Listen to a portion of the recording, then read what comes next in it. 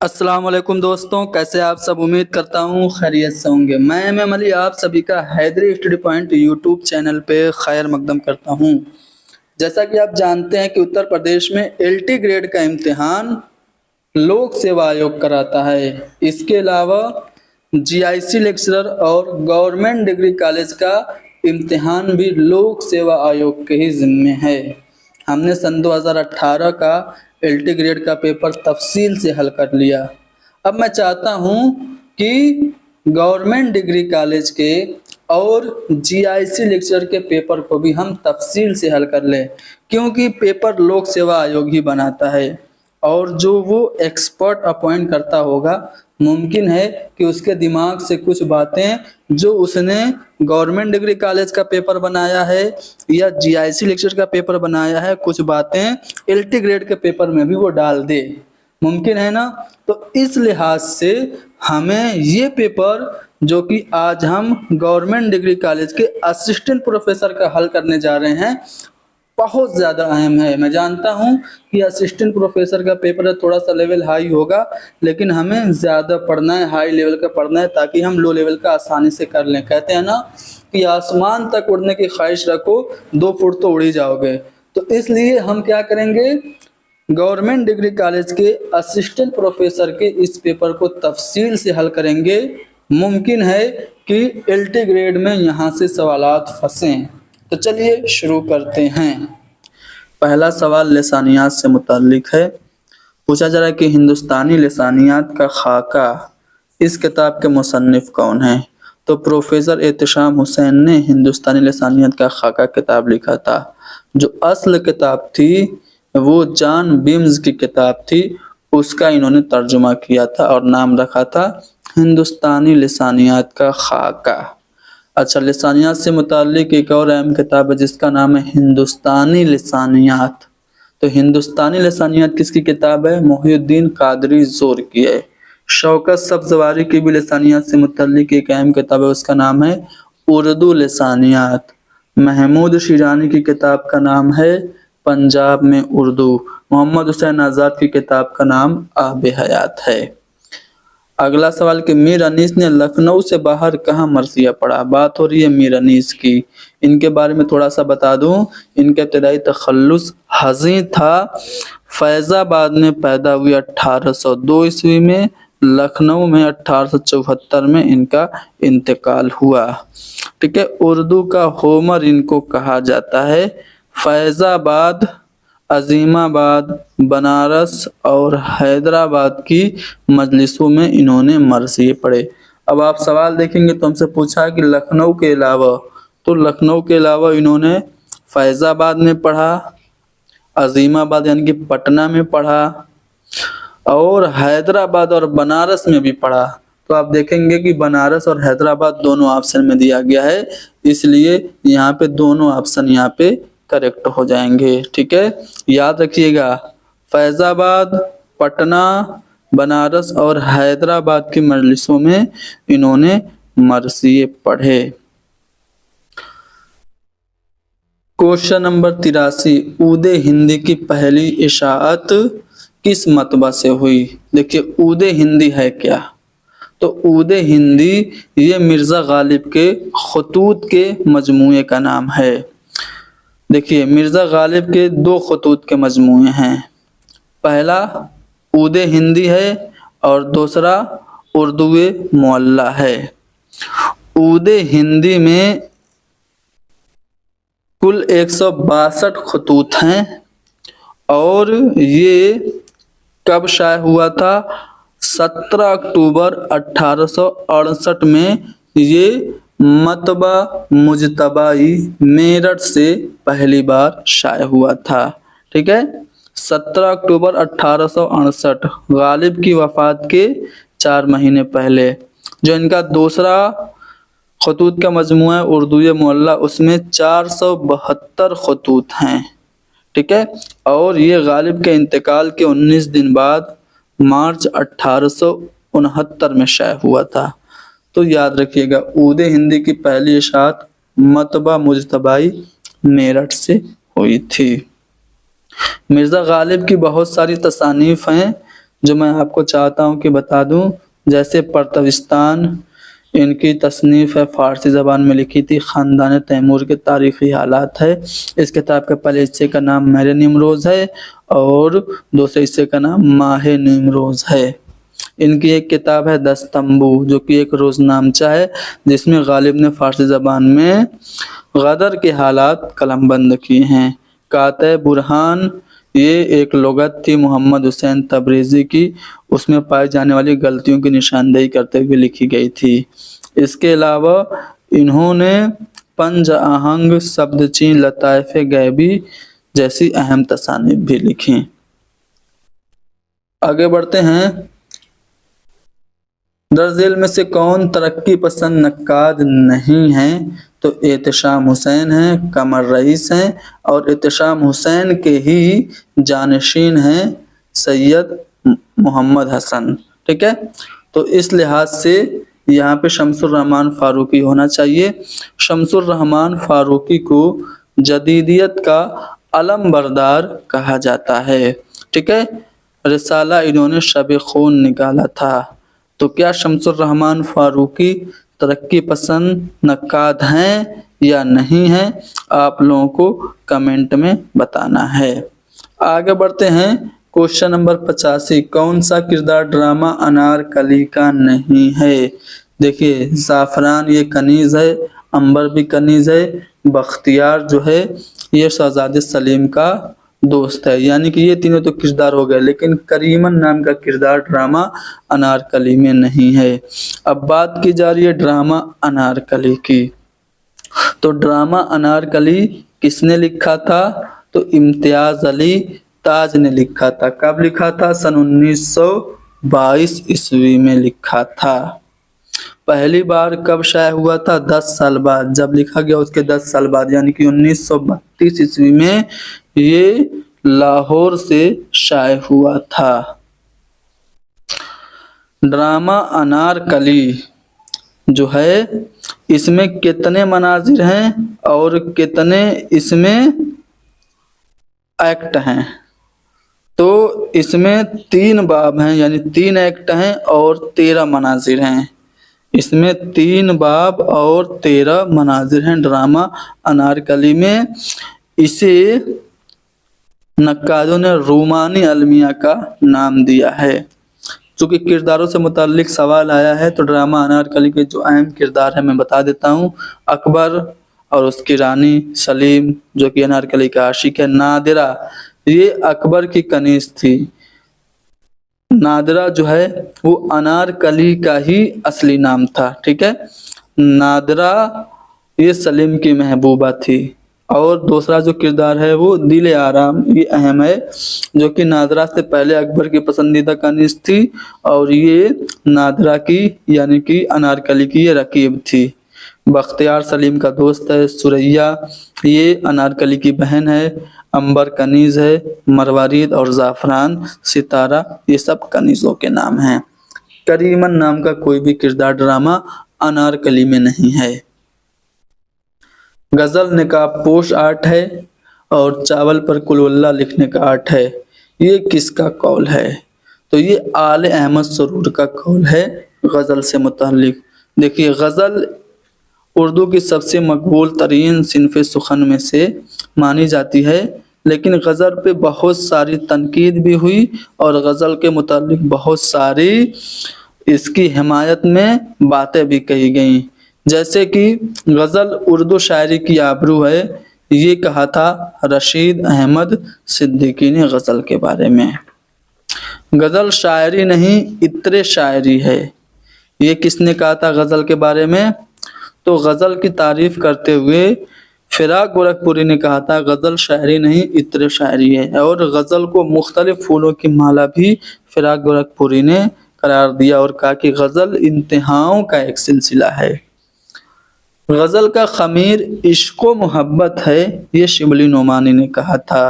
اور غزل کافر صنف سخن ہے، یہ آل احمد سرور نے کہا تھا۔ اور چاول پر قل اللہ لکھنے کا آرٹ ہے، یہ بھی آل احمد سرور کا ہی بیان ہے۔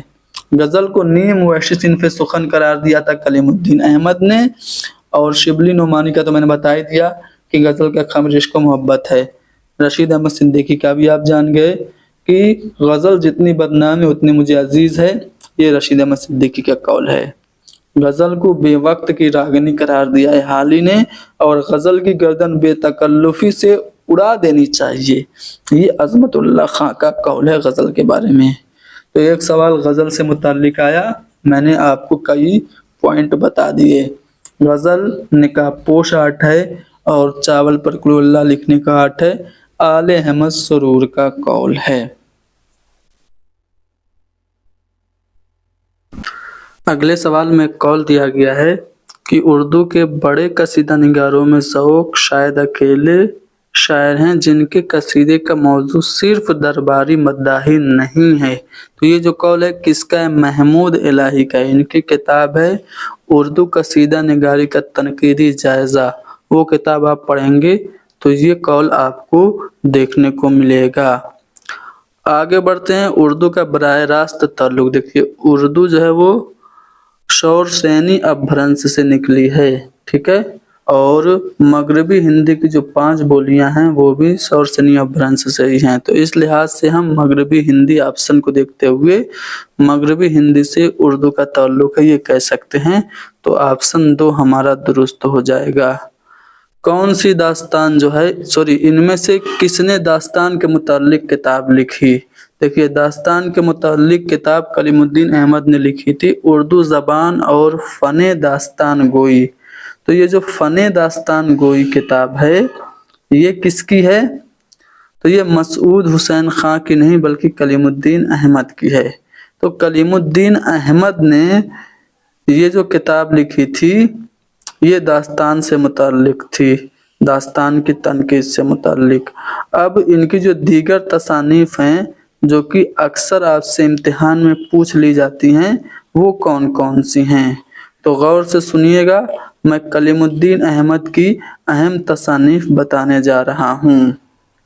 उर्दू शायरी पर एक नज़र, उर्दू तनकीद पर एक नज़र, अमली तनकीद, सुखन हाय गुफ्तनी, इकबाल एक मुतालिया, अनीस एक मुतालिया, अनीस एक शायर, इकबाल एक मुतालिया, अनीस एक शायर, कदीम मगरबी तनकीद, उर्दू ज़बान और फ़न दास्तान गोई। दास्तान से मुताल्लिक है ना, उर्दू ज़बान और फ़न दास्तान गोई, तनकीद की भूल भुलैयाँ, अदबी तनकीद के उसूल, तहलील नफ्सी और अदबी तनकीद, तज़किरा शोरिस को भी इन्होंने तरतीब दिया, तज़किरा इश्की को तरतीब दिया, दीवान जहाँ को मुरतब किया।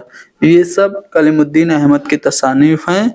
इन्होंने दास्तान से मुताल्लिक किताब लिखी थी जिसका नाम क्या है? उर्दू ज़बान और फ़न दास्तान गोई। आगे बढ़ते हैं।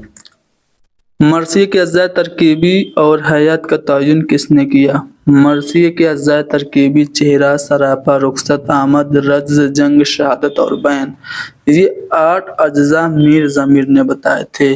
और मरसिए को मुसद्दस की हैयत किसने अता की? सबसे पहले मुसद्दस की हैयत में मरसिया लिख के सौदा ने मरसिए को मुसद्दस की हैयत अता की थी। दुरुस्त जोड़ के निशानदेही कीजिए। अब्दुल्ला हुसैन का आग का दरिया जी नहीं, अब्दुल्ला हुसैन का नावल उदास नस्लें हैं। प्रेमचंद का खुदा की बस्ती नहीं, ये शौकत सिद्दीकी का है।